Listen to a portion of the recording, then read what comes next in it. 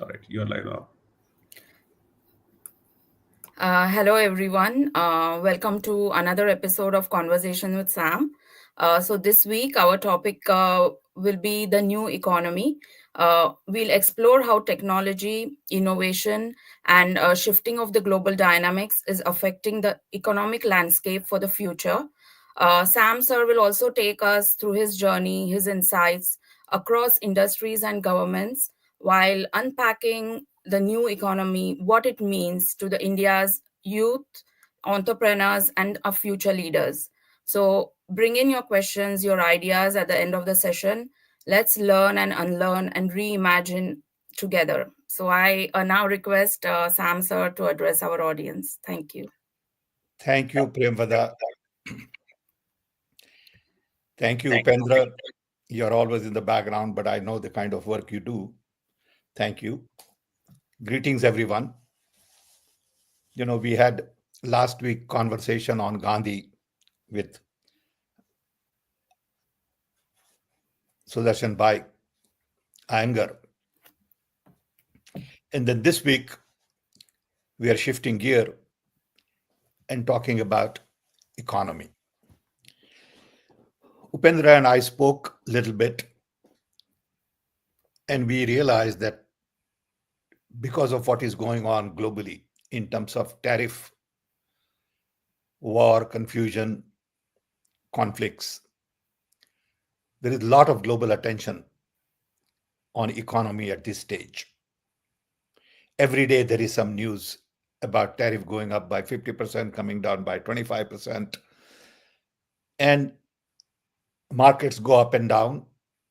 Millions and billions, sometimes trillions, get lost or made in a day or two.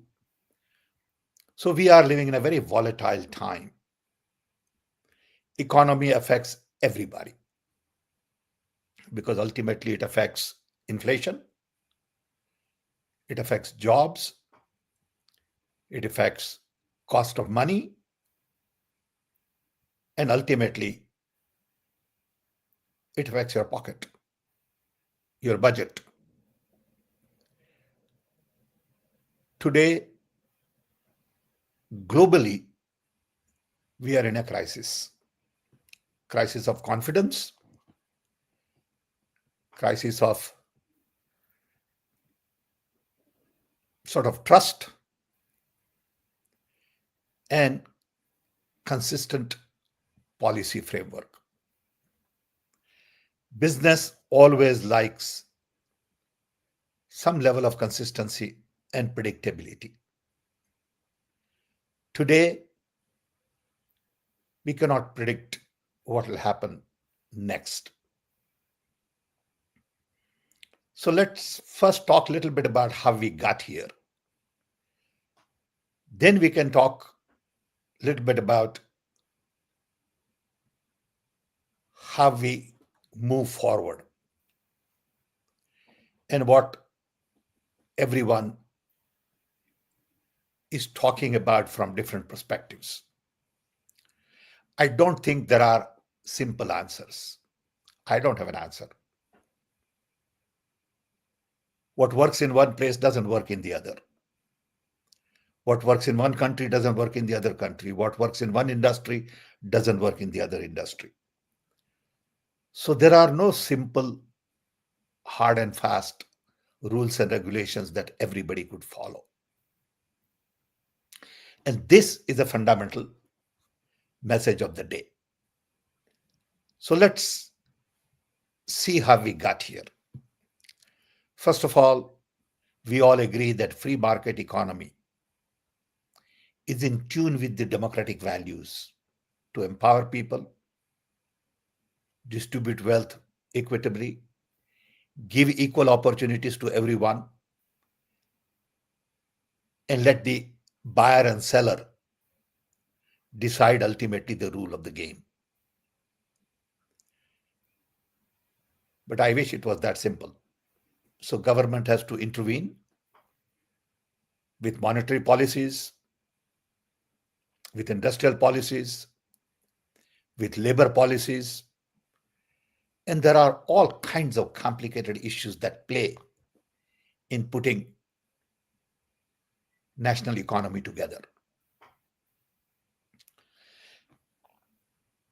After decolonization, many countries with independence started taking control of their own economy. During colonization, economy was controlled predominantly from Europe and America. England, with control over most of the countries in Africa, Asia, South Asia, India, and all that, really called the shot. They decided the prices, they decided the trade, they decided what will be exported, imported. A classical example would be Opium War in China. Another classical example would be the railway network that was set up in India to move opium. So everything was really dictated by the colonial masters as to how the economy would play. In the process, colonies got very little in return. India was the one of the largest economies in the world before British came in. I'm told it was almost 25%, 27% in 1760 or something. And then when British left, it was 2% of the global economy. So you can see how colonies were basically looted. But if you say that, it's out of fashion. People react. But the reality is known to everyone. There are all kinds of estimates on how much money England took out of India. There are studies, it goes in trillions, but that's history. And we have to accept it as it was and move forward. But by accepting, we are not saying we agree with it. So after independence, after decolonization, America was the only strong economy. And after World War, America took charge in building Europe, Japan, and America became the financial leader with World Bank, IMF, all of that. And dollar became the ultimate currency. Western world thought that all of the countries coming out of colonization would take long time to acquire technology, build energy infrastructure, logistics, and they will never catch up. Until Nixon went out, made a deal with China, and China was admitted to WTO. Americans saw Chinese labor as a great cost saving to offer cheaper products to American consumers. And Chinese political system allowed to line up hundreds of thousands of laborers from rural areas, put them in bunker, and let them work for 8, 10 hours, 15 hours a day, not even give them vacation, not give them all the benefits, at times even use labor in prison, and facilitated desire of the American industry to reduce cost. If Chinese had a democratic system, I don't think it would have been possible. I can tell you from my personal example. During Manmohan Singh's time, I had a meeting in Silicon Valley with all of the top US industries, IBM, Google, Foxconn, Nike, and everyone. And someone from Nike said that, Mr. Pitroda, we can move production to Kutch because that port is very close to Middle East, and we can address all Middle East market from India as opposed to from China, because it takes long route to get product from China to Middle East. But we need 20 to 30,000 people in one city working.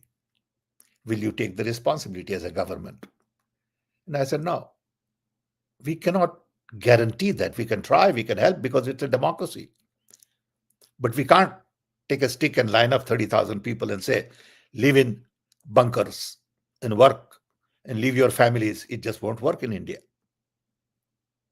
So the political system in China allowed labor to be mobilized. And Chinese, with their very strong interest in localization, indigenization, did not allow foreign companies to come in, whether it is Facebook or Google or Amazon or whatever. They copied things well in auto industry and all of a sudden, you realize that Chinese products are as good as Western products. They are very cost competitive, and they have acquired technology, trade, marketing skills, and all of it. And then all of a sudden, US wakes up that we have no jobs. Western world wakes up that we don't produce anything. India wakes up that everything comes from China. I have seen Ganpati statue from China. I have seen saris from China. I've seen all kinds of festival toys from China, Indian festivals. So this has created a whole new mindset about how to curtail China. And all of a sudden, China becomes enemy of the US because they have taken jobs away. They have mastered auto industry, clothing, consumer, machining, you name it. And this is the cause of present trade war. There is a relationship between capitalism and democracy. I have two books in the back, you can see. One is on democracy, the darker cover, and the lighter cover is on redesign the world. In the book on democracy, I have a chapter on capitalism and democracy worth reading. It's an overview, it's not a scholarly piece. Similarly, there is an article in the Redesign the World book on new economy. Again, it's an overview worth reading to put things in perspective. So today, everyone is searching for new economy model because most of the jobs have moved to China, manufacturing. Coupled with that, the threat from AI on white-collar jobs, threat from robots on manufacturing and blue-collar jobs paint a very bleak picture for the future labor force. People don't know where the jobs are going to come from. I mean, you can look at a lot of areas. Take, for example, self-driven car. Self-driven car will get millions of truck drivers' jobs out. Millions of drivers in developing countries especially will have no work. You won't have parking lots. You won't have to worry about driver's license. You won't have to ultimately worry about traffic lights. I mean, just one technology like that would have huge impact on infrastructure, jobs, policies, resources. It's mind-boggling. I see on and off some robots cooking at home, cleaning at home, and all that. So every manual job conceivably can be taken over by robot, and every white collar job for accountants, lawyers, office workers can be taken over by AI. And I'm telling you, AI does a pretty good job. You'll be surprised. So in that kind of an environment, what are the new jobs? What do we do? I think these are the questions we are all asking. So the pressure on new economy or finding a new way to deal with this is very high. I don't think we have answers. But there are a lot of ideas. We need experiments. We need new learning. Ultimately, we need to give dignity to labor. We need to give people something meaningful to do. And a lot of this has to do with how we restructure global economy. I'll give you two simple examples. Yesterday, uh, while my wife was doing something, I normally don't watch TV. I started switching channels and saw something on Al Jazeera. And I got hooked. And I watched this for about 40 minutes. It was about cocoa in Ivory Coast. Very interesting program. It says that the cocoa grown in Ivory Coast ultimately gets sold to multi-billion dollar company called Cargill. And then Cargill sells it to Nestle's and others to make chocolates for all of us. And there's a big conference they show in Switzerland on chocolate. Pretty fancy, um, very rich people, glitter with jewelries and, you know, dining and wining and all that stuff. And then when you look at how cocoa is produced, they are destroying jungles in Ivory Coast. Child labor is used. Children are sold for $300 for 2 years completely, no salary, nothing. They give $300 to their parents for 2 years of slavery. And it's pathetic. You can cry looking at that program, how children are treated and how they are behaving, and poor little kids, you know, 10-year, 15-year-old, 12-year-old are working 12 hours a day. Now, this is one piece of the free economy. This is one piece of the exploitation. Similar exploitations are there in mining industry, where local people who do mining get very little, and the rich and famous glitter with gold, living in hundreds of millions of dollars worth of homes, get all the cream. And this has been going on for too long. Earlier, it was exploitation by colonial masters.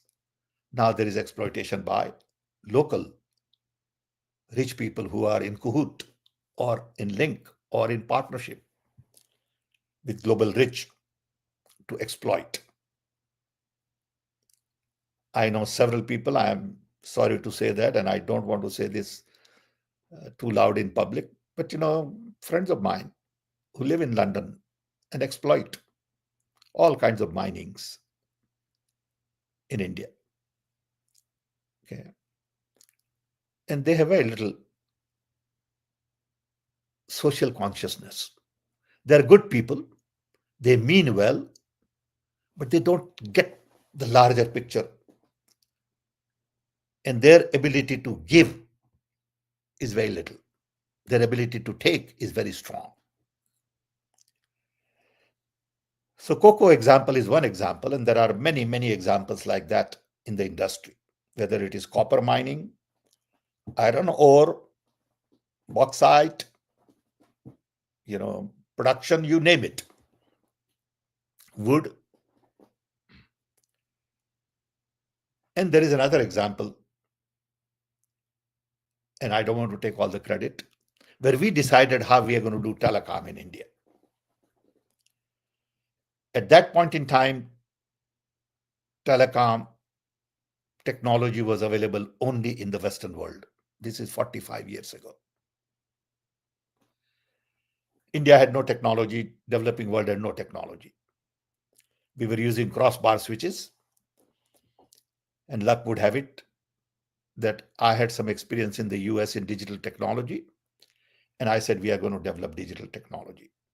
The resistance from multinationals was so much that multinationals wrote to Prime Minister that this guy is a fraud, he cannot deliver.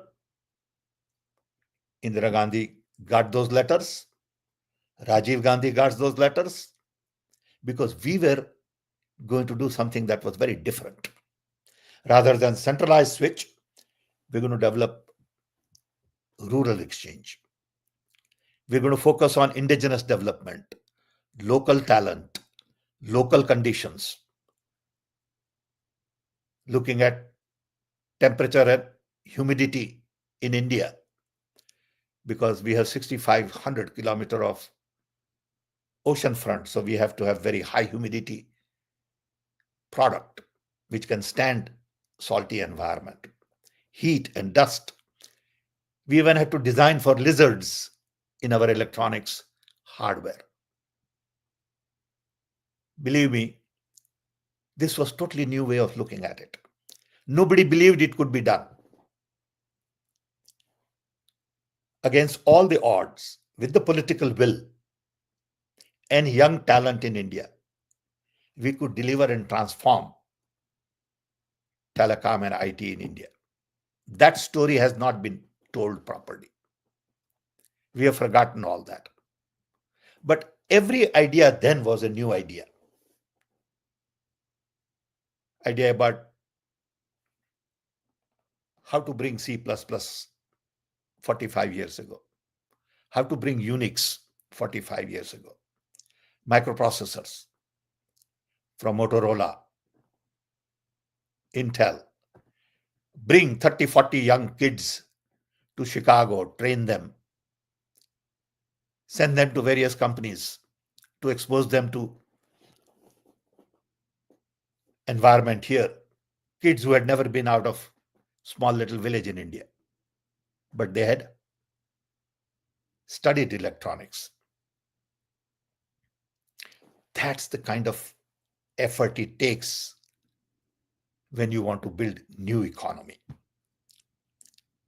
So new economy that people talk about today is basically about decentralization. Friend of ours, Arun Maira, writes a great deal. He was in the Planning Commission. He was also head of, I believe, Boston Consulting in India. And he, along with many, the earlier champion of indigenous development was Rajni Kothari, the head of the Center for Studying Developing Societies.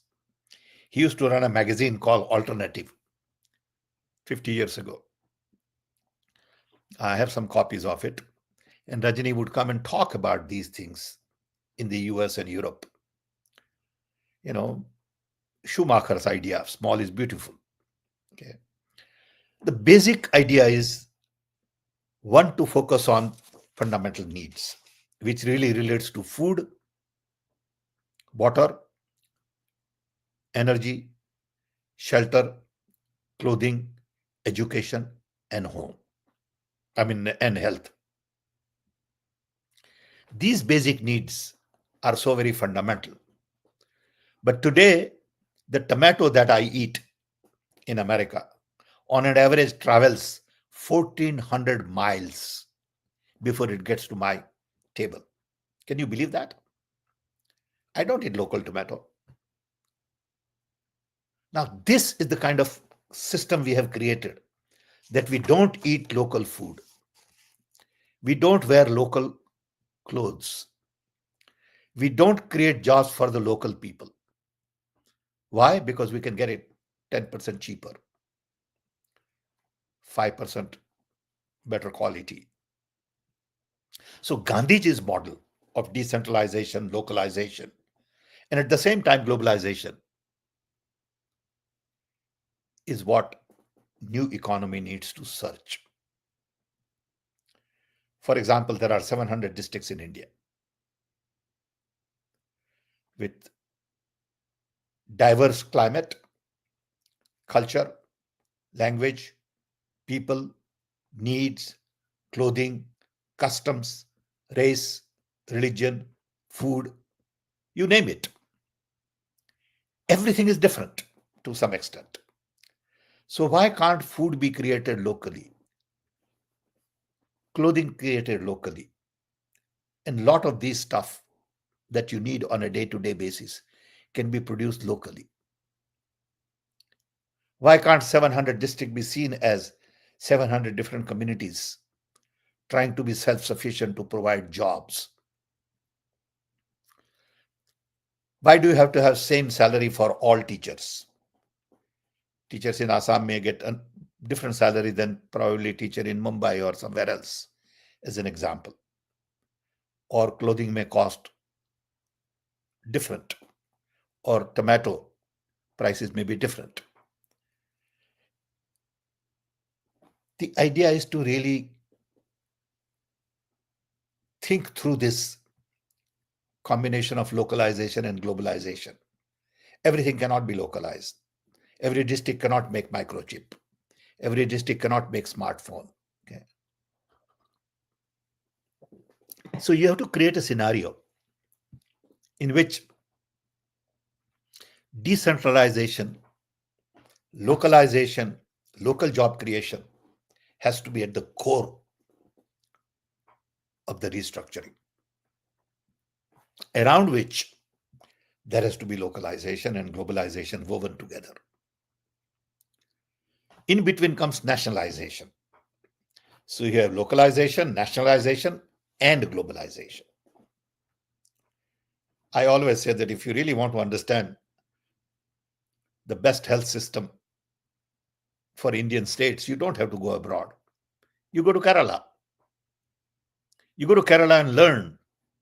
But nobody wants to go to Kerala to learn. They want to come to America and Europe to learn because it becomes a junket. Kerala has the answers. So you might find that local pockets may have answer to what you're looking for right in your country before you think to look outside. So you have localization, nationalization, and then globalization. Very few people talk about nationalization. It doesn't mean nationalizing industry. So the key is to really create local jobs, but at the same time use most modern technology available to solve the problem. Technology is a tool. The question is, what problem are you trying to solve? One of my favorite comments is about the fact that the best brains in the world are working to solve the problems of the rich, who really don't have problems to solve. As a result, problems of the poor really don't get the right talent.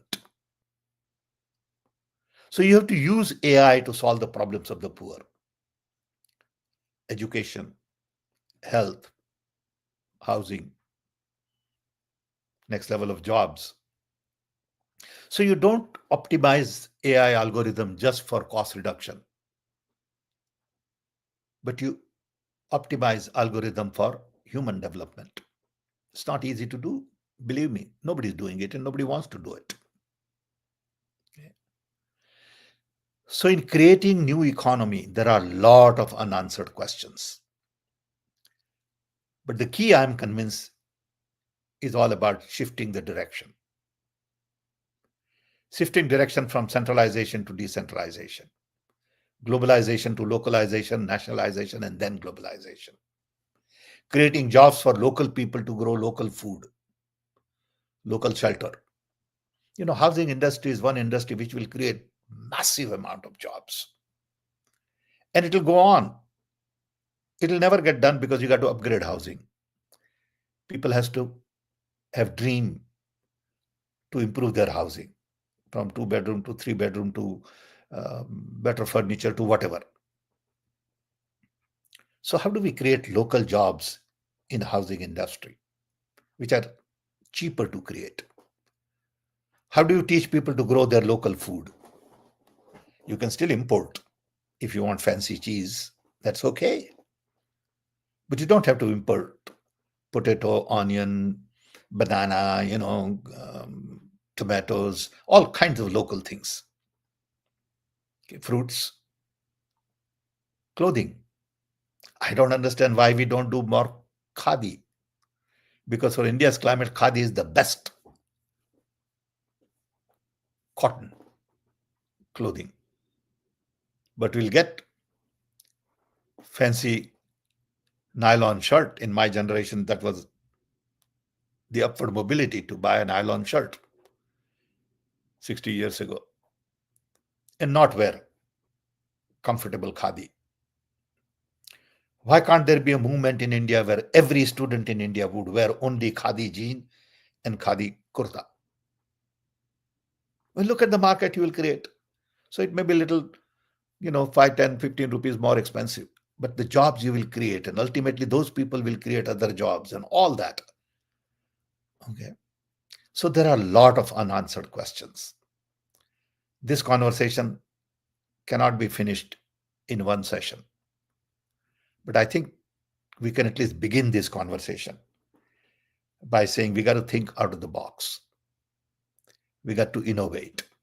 We got to be creative. We got to unlearn what we have learned, like Premvada said earlier. We got to learn new things. We got to revisit Gandhi. We got to revisit Khadi. We got to revisit our values. We got to relook at labor laws. In India, it's too complicated to start a company. Why would anybody start a business in India with the kind of roadblocks you have? And we think we have simplified the process. You don't know what simplification is.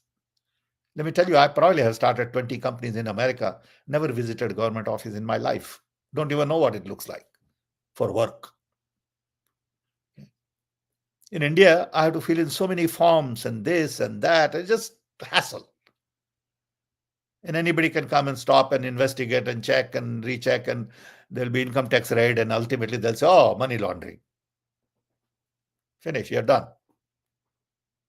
The harassment is too much. And people think it's okay, they'll live with it, saying, oh, it's government. Ma baap sarkar. Okay. And they lie, they cheat, they manipulate, they put innocent people under screen, and you expect jobs to be created. So I think this new economy is a much broader conversation. I hope we do a series on different topics and maybe even invite some people like Arun and others if they could join us and talk more about it. But with this, I want to stop here because it's already almost 35 minutes. I thought I'll talk for 20 minutes. But I can tell you, personally, I can talk for another 36 hours on this. Okay. Not that I'll always make sense, but at least you will see my emotions and frustrations, hope and aspirations on new economy. Thank you, Priyambada, Upendra. Let's open up for a conversation. Thank you. Thank you, sir. There is a question about, like, it's related to economy, like the glaring question about the current caste census in India. So, so Bhupendra is asking, how do you think this will, help the extremely backward class of Bihar Thakurs? Like, as you said, we need to be inclusive if we need a I think strong economy. the whole idea of the caste census is to really get better data. We need better information saying what is the reality on the ground. Today, I don't think we have good data. And good data is the starting point for good planning. Not that once you have census, you'll be able to provide jobs to everybody, but you'll open up opportunities. You'll make people aware that very few people from the lower level communities get to participate in administration, judiciary, education, high level health jobs, and you'll go look around and see it. I can tell you in my own cases, and I hate to use this example. I come from OBC. I'm a son of a carpenter. I'm proud to be one. And I was the first one to get college degree. And I'm telling you, it was a battle in the family to send my sisters to college because the environment everywhere in the family was that girls studied up to high school, that's good enough. We had to fight, in a sense, to take all our sisters, and I have five sisters, bring all of them here to America, put all of them through college. I have a sister who has a degree in mathematics, master's. I have a sister who is a pharmacist. I have a sister who is an economist. Education empowered us. And that's what this census will do. Give us better data. Thanks. Thank you, sir. There's a question from Rajesh Kem Kempegowda ji. He's asking, capitalism is still holds with moderate socialism. So do we need a new model? Uh, I don't like to really get trapped in these terminologies. Okay, of course I understand that that's how we define things. I would say that we need to develop new economic model which lifts people from the bottom of the pyramid to a respectable standard of living and gives equal opportunity to everybody. Today, what is happening is income is highly concentrated. Profit is only in the hands of very few. And they have created that model. And we have no voice in that model. So you have very rich people, very few, and you have very poor people, lot many more. So that is the cycle we have to break. In the name of free market economy, capitalism, we have created wealth, GDP is high and all that. But for whom? Who is benefiting from all of this? Very few. So you see them wearing, $100 million jewelry. Yesterday, I had a friend who called and he said some guy in Mumbai bought an apartment for 850 crore. I don't know how much of that is true. But who would have 850 crore to buy an apartment? But that's what it takes in Mumbai. I'm told that you need 30, 40 crore to buy a good apartment. Who are these people? Where is this money coming from? How much of it is black market? What is documented? What is not documented? Where did they make the money? You know? So you have one class of people who can throw money around, very few, and you have another class of people who don't have anything to eat. The boys who grow cocoa. And that is the reality in Africa and many emerging markets. And that's what the new economy has to address. It depends on what are you trying to address. If you're trying to address just GDP and make more billionaires, that's a different model. Okay. Thank you, sir. So there is a question from Bhupesh Patani. I think he's written in Gujarati, but I get a sense of it. Like it's Yeah, about sure. salary, like the cost of the living, according to him, is very high, which But, is, but I'm glad you could read Gujarati. I mean, I'm just like, No, you're doing I'm good. It's trying perfect. to. I, So because I'm I think Gujarati, he's I asking. understand દરેક જગ્યાએ અલગ હોવાથી પગારમાં ફરક પડી શકે. It's okay, perfectly all right to have difference in salary. By a teacher in Assam can make less than a teacher in Mumbai. It's perfectly okay, because don't look at the absolute number. Look at the purchasing power, cost of living, environment, cost of transport. So you got to look at things differently. Life is not about numbers. Life is about living. And there's a big difference. Thank you. Thank you, sir. So I have a question. Like, Yeah. so recently, like there are reports, like just 3 days before that, India has surpassed Japan in GDP figures, but we don't see inclusive growth. We don't see the development like around us. So what do you think needs to be done to have an inclusive growth where India can actually, the people who are, like myself, like we see the change around us, like we feel that yes, like we are in a developed country. So what do you think? You Is it see, just the first of all, numbers? we must understand what it means to be the fourth largest economy. Don't get too excited. That doesn't mean you are richer than Japan. That's what media would like you to believe. But when you have 1.5 billion people, if you give one more rupee to everybody, it is 1.5 billion rupees more. Okay. So if India was the largest economy in the world, still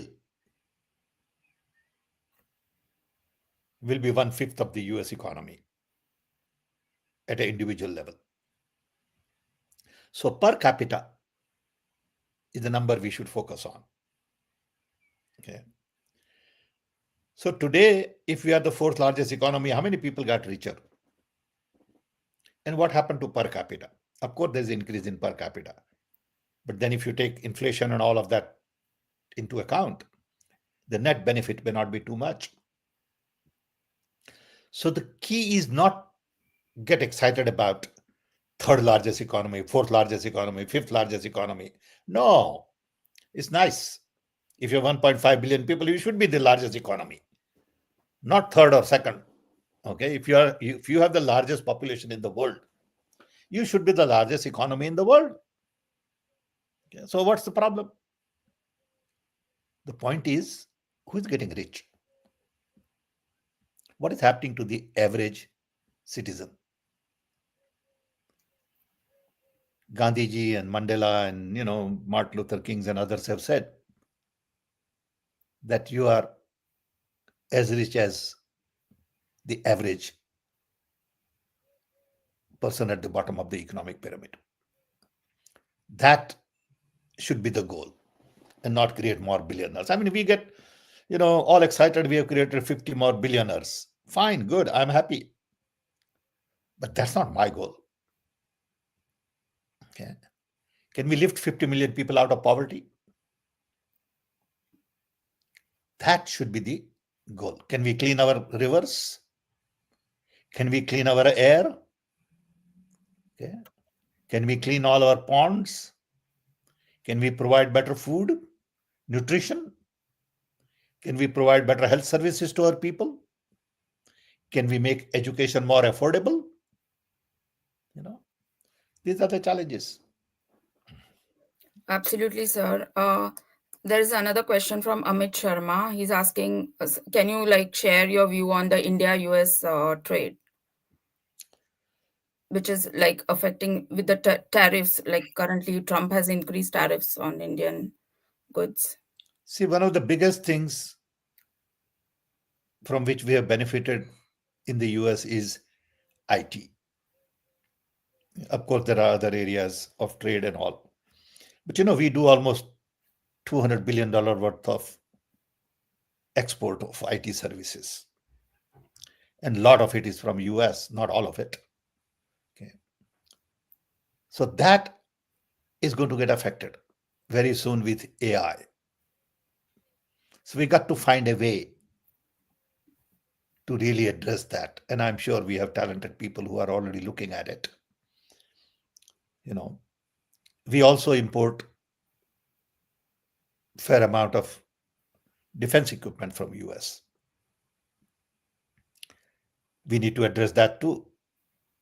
Okay. But every country is spending too much on military hardware. So India US trade will continue. Trump and his government will decide, along with Indian government, the tariff policies. And once that is decided, there'll be little more clarity. Until then, confusion will prevail. Okay. And there are also issues of visa and all that for a lot of the IT workers. So it is in state of flux right now. Hi Nagendra. Rajneesh Kothari's theory of criminalization of politics has inspired extensive research in the field. Recently, many central universities have come under the influence of unqualified individuals, leading to a decline in academic standards and the erosion of environment necessary for scholarly excellence. I agree, Nagendra, that quality of teachers is very important, and we haven't paid much attention. The other day I was talking to some friends about converting teachers to mentors. In the age of AI, we don't need teachers as we see them today. We need mentors.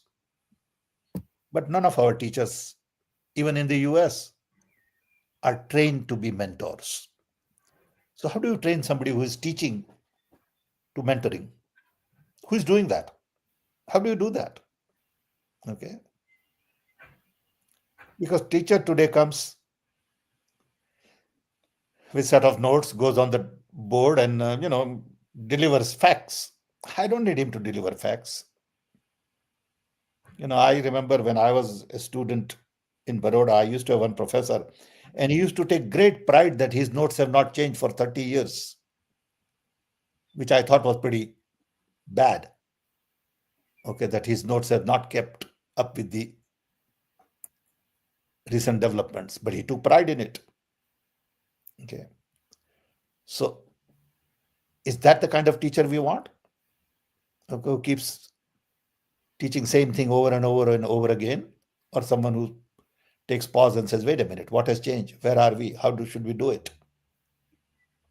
So I agree with Nagendra that quality of teachers have gone down.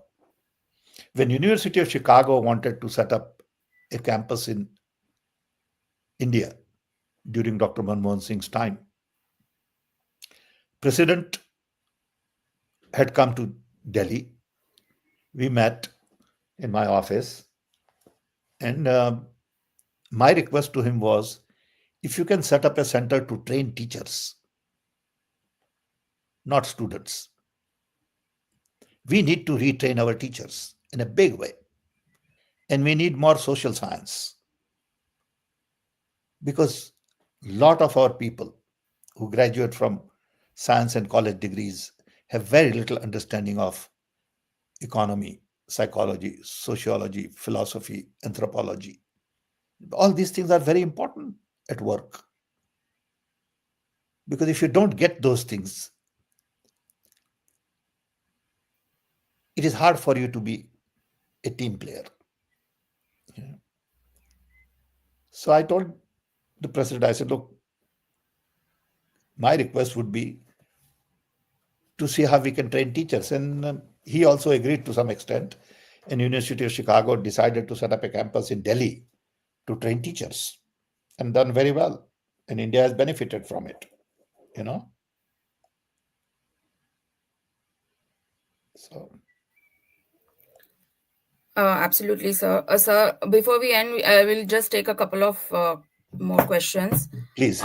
So Kisle is he's a big Yes, I know comment. this level. Yeah.